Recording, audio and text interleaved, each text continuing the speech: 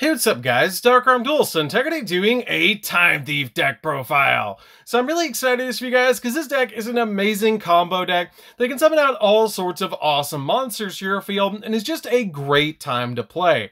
So without further ado guys, don't forget to like, comment, subscribe, hit the bell in there so you can become part of the notification squad, and definitely check out the Patreon down in the description below for all those awesome rewards, like in your damn description of a single video, getting a signed card sent in the mail, and even getting to request a deck profile every single month to your patron, along with test hands. So without further ado, let's get straight on into this.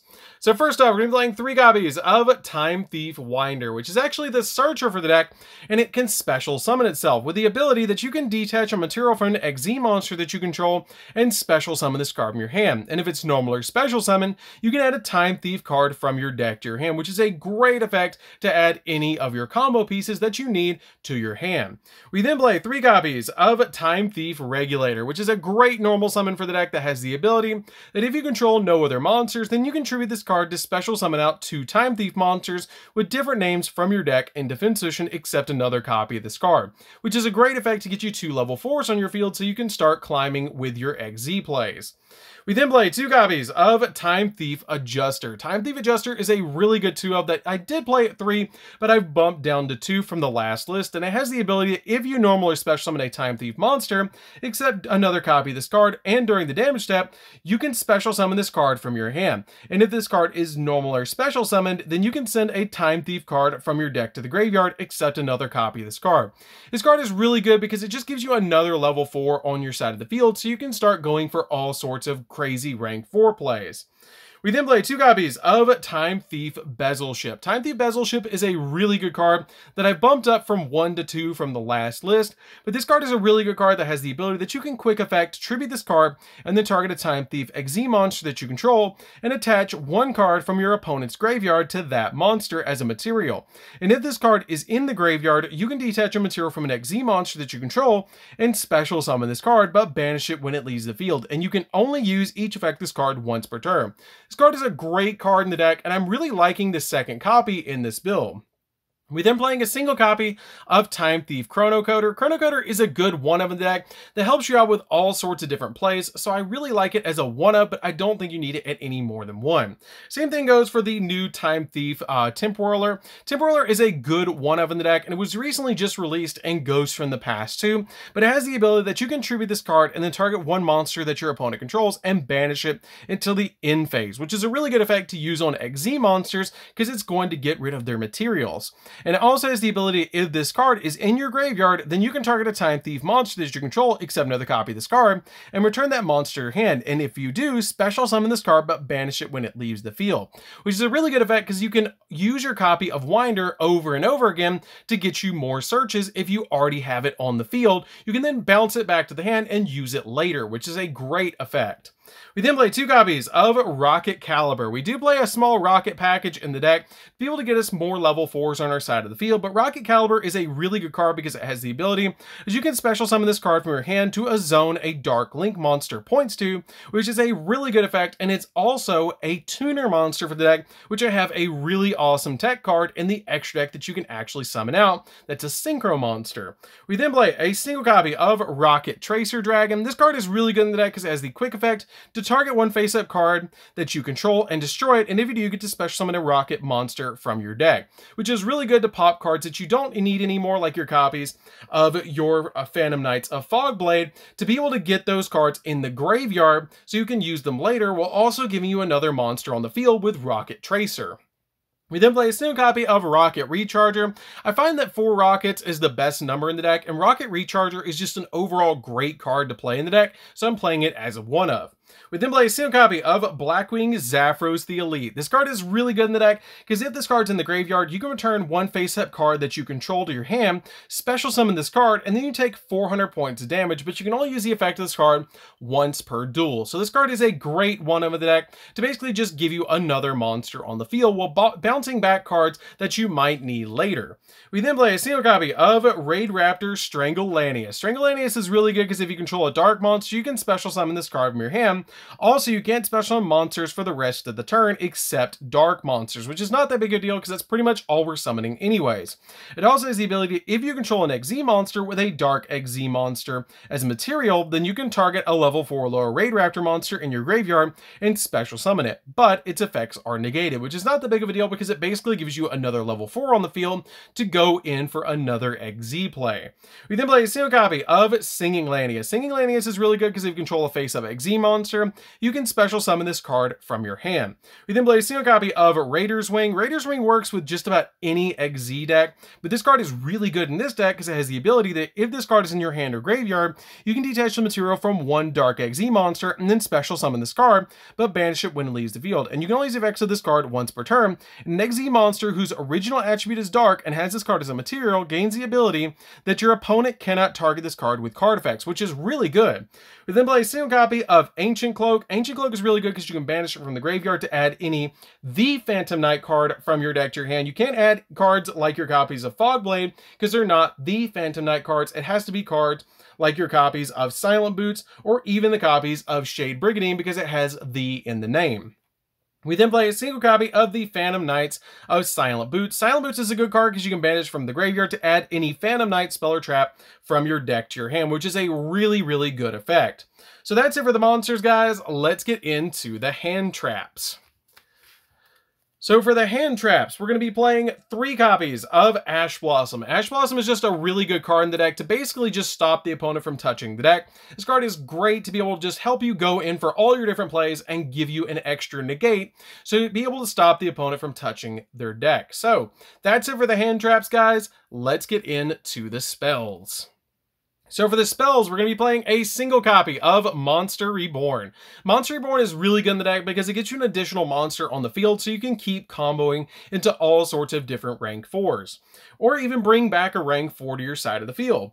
We then play a single copy of Phantom Knight's Rank Up Magic Force. This card is a really good card that's a great rank up magic spell that has the ability that during your main phase you can banish 1 or more dark monsters from your graveyard and then target a dark XZ monster that you control and special summon from your extra deck 1 the Phantom Knight, Raid Raptor, or XZ Dragon XZ monster whose rank equals that of the original targeted monster that you control plus the number of dark monsters that you banished.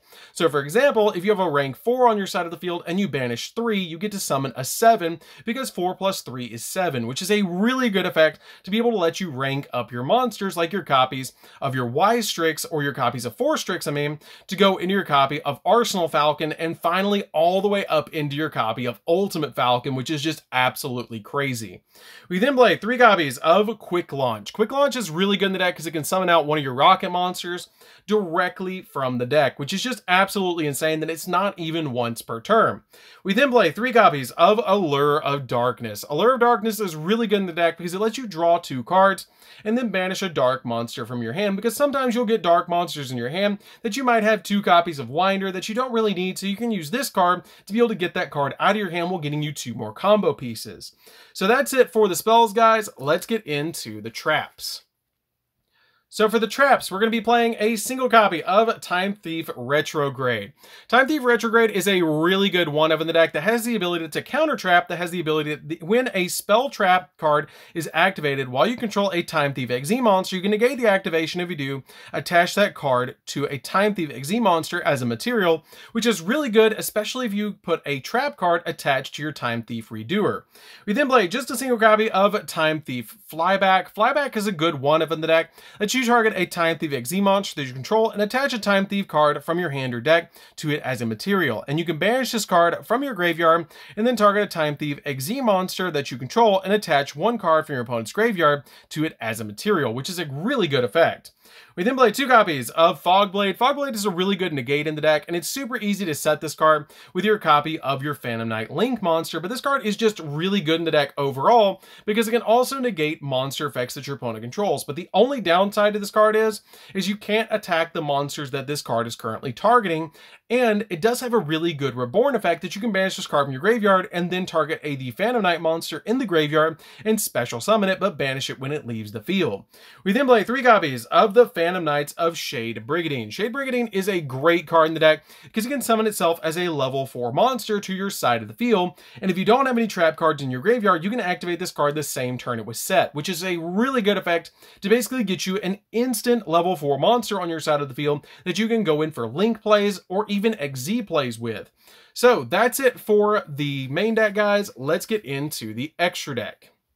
So for the extra deck, we're going to be playing 2 copies of Time Thief Redoer, one of the best rank 4s ever created in the game. This card is just really, really good in the deck because it has the effect that once per turn during the standby phase, you can attach the top card of your opponent's deck to this card as a material. And quick effect, you can detach up to 3 different types of materials from this card and then apply the following effects, depending on the types that you detach. If it's a monster, you banish this card until the end phase. If it's a spell, you draw a card. And if it's a trap, which is the best effect, you get to place a card that your opponent controls on the top of their deck, which is a really good effect to be able to just basically use that trap effect to have a non-targeting bounce effect.